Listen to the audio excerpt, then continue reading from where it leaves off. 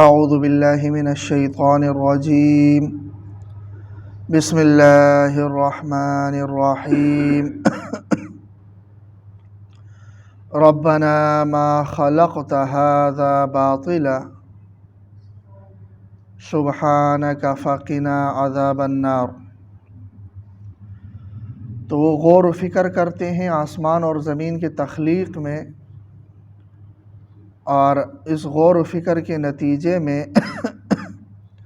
وہ اللہ تبارک و تعالیٰ کو پہچانتے ہیں، اور ان کے دل سے یہ صدا اور یہ آواز نکلتی ہے کہ ربنا، اے ہمارے پروردگار، ما خلقت ھذا باطلا، آپ نے یہ سب کچھ بیکار پیدا نہیں کیا،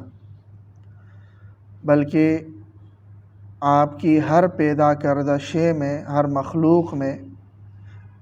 کوئی نہ کوئی حکمت ہے، کوئی نہ کوئی فائدہ ہے، اور اس فائدے میں سے ایک فائدہ یہ بھی ہے کہ انسان جس کو اللہ تبارک و تعالیٰ نے عقل سے نوازا ہے، وہ اس کائنات میں غور کر کے اللہ تبارک و تعالیٰ کو پہچانتا ہے۔ سبحانک، آپ کی ذات پاک ہے، یعنی اس بات سے پاک ہے کہ آپ کوئی بیکار چیز پیدا کر لیں۔ اللہ تبارک و تعالی حکیم ذات ہے، اور حکیم ذات سے کوئی بھی چیز بیکار، کسی بھی بیکار چیز کا صدور ناممکن ہے، چاہے وہ قول ہو، چاہے وہ عمل اور تخلیق ہو، تو اس سے آپ پاک ہیں۔ تو جب ہم نے آپ کی حقانیت کو پا لیا، آپ کی مخلوق میں غور اور فکر کر کے، تو اب ہم آپ سے یہ دعا مانگتے ہیں کہ فقنا عذاب النار، آپ ہمیں جہنم کی عذاب سے بچا دیجیے، جہنم کے عذاب سے ہمیں محفوظ کر لیجیے، بچا دیجیے، اس لیے کہ ربنا، اے ہمارے پروردگار، انک من تدخل النار، کہ یقیناً جس شخص کو آپ نے جہنم میں داخل کر لیا، فقد اخزیتہ، تو آپ نے اسے رسوا کر دیا، کہ کفار بطور سزا کے اور بطور رسوائی کے جہنم میں داخل ہوں گے۔ ایمان والوں میں جو گنہگار ہوں گے وہ بطور رسوائی کے داخل نہیں ہوں گے جہنم میں، بلکہ وہ صرف اپنے گناہوں کی پاکی کے لیے داخل ہوں گے۔ تو کفار کا داخلہ جہنم میں رسوائی کے ساتھ ہوگا، اور فاسقین کا جو مومن ہو ان کا داخلہ رسوائی کی وجہ سے نہیں ہوگا۔ تو جس کو آپ نے ہمیشہ ہمیشہ کے لیے جہنم میں داخل کر دیا، فقد اخزیتہ، تو آپ نے اس کو رسوا کر دیا۔ وما للظالمین من انصار، اور ایسے بے انصافوں کے لیے کوئی مددگار نہیں ہوگا، کیونکہ جہنم میں داخلہ ان کا اس وجہ سے ہوگا کہ انہوں نے انصاف سے کام نہیں لیا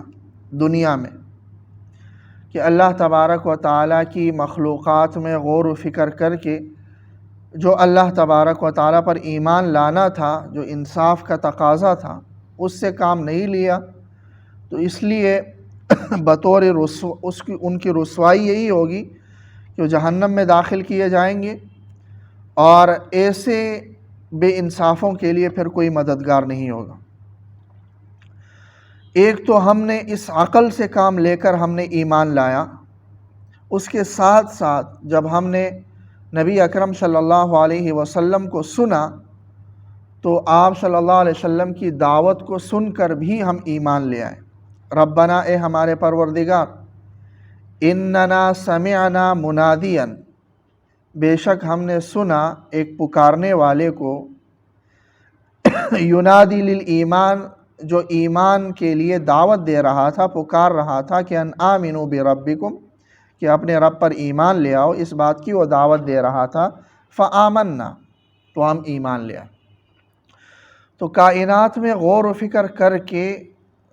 ان دلائل کو پا کر بھی ہم ایمان لے آئے، یعنی عقلاً بھی ہم ایمان لے آئے اور نقلاً بھی ہم ایمان لے آئے کہ خود عقل کا استعمال کر کے دلائل ہمیں ملے اور اس کی بنیاد پر ہم ایمان لے آئے، اور اس کے ساتھ ساتھ رسول اللہ صلی اللہ علیہ وسلم کی ندا اور آواز پر بھی ہم نے لبیک کہا اور ہم ایمان لے آئے۔ اس بنیاد پر ہم آپ سے یہ دعا مانگتے ہیں کہ ربنا، اے ہمارے پروردگار، فاغفر لنا ذنوبنا، ہمارے گناہ ہمیں بخش دیجئے، جو ایمان لانے سے پہلے ہوئے ہوں وہ بھی، اور ایمان لانے کے بعد بھی اگر گناہ ہوئے ہوں تو وہ ہمیں بخش دیجئے۔ وکفر عنا، ذنوب بڑے گناہ مراد ہیں، یعنی بڑے بڑے گناہ ہمیں بخش دیجئے۔ وکفر عنا سیئاتنا، اور ہمارے چھوٹے گناہ بھی ہم سے مٹا دیجئے، ہر قسم کے گناہوں سے ہمیں پاک کر کے۔ وتوفنا مع الابرار، نیک لوگوں کے ساتھ ہمیں موت دے دیجئے، یعنی ہماری موت اس حالت میں آئے کہ ہمارا حشر نیک لوگوں کے ساتھ ہو۔ ربنا، اے ہمارے پروردگار، وآتنا ما وعدتنا علی رسلک، ہمیں عطا کر دیجئے ما وعدتنا، جس کا آپ نے ہم سے وعدہ کیا، علی رسلک، اپنے رسولوں کی زبانی، کہ اپنے رسولوں کے ذریعے جس کا آپ نے ہم سے وعدہ کیا کہ آخرت میں ہمیں جنت نصیب ہوگی اور ہمیں عذاب سے نجات ملے گی، اور اس ایمان کی بدولت تو وہ وعدہ کردہ نعمتیں ہمیں عطا کر دیجیے۔ ولا تخزنا یوم القیامہ، اور قیامت کے دن ہمیں رسوا نہ کر دیجیے۔ انک لا تخلف المیعاد، یقیناً آپ وعدے کی خلاف ورزی نہیں کرتے، تو آپ کا ہمارے ساتھ یہ وعدہ ہے کہ تمہیں نعمتوں سے نوازوں گا اور رسوائی سے بچاؤں گا، تو یقیناً آپ وعدے کی خلاف ورزی نہیں کرتے، ہمارا یہ ایمان بھی ہے، تو ہمیں اس وعدے کا مستحق بنا دیجئے، یہ دعا کرتے ہیں۔ تو غرض کائنات میں غور و فکر کی دعوت بھی ہے ان آیات میں، اور اس غور و فکر کے نتیجے میں اللہ تبارک و تعالیٰ کے وجود کا انسان قائل ہوگا اور اللہ کی وحدانیت کا انسان قائل ہوگا، اور اس کی بنیاد پر رسول اللہ صلی اللہ علیہ وسلم کی جو دعوت ہے، اس دعوت کو عین حق محسوس کرے گا، چاہے وہ دعوت اس نے براہ راست سنی ہو جیسا کہ صحابہ کرام تھے، یا بالواسطہ سنی ہو جیسا کہ ہم ہیں۔ تو اس نتیجے میں اس نتیجے پر وہ پہنچے گا کہ اصل زندگی آخرت کی زندگی ہے، اور اصل کامیابی اور ناکامی اور رسوائی آخرت کی ہے، تو آخرت کی کامیابی کا طلبگار ہوگا اور آخرت کی رسوائی اور ناکامی سے بچنے کا وہ طلبگار ہوگا۔ اللہ تعالیٰ عمل کی توفیق۔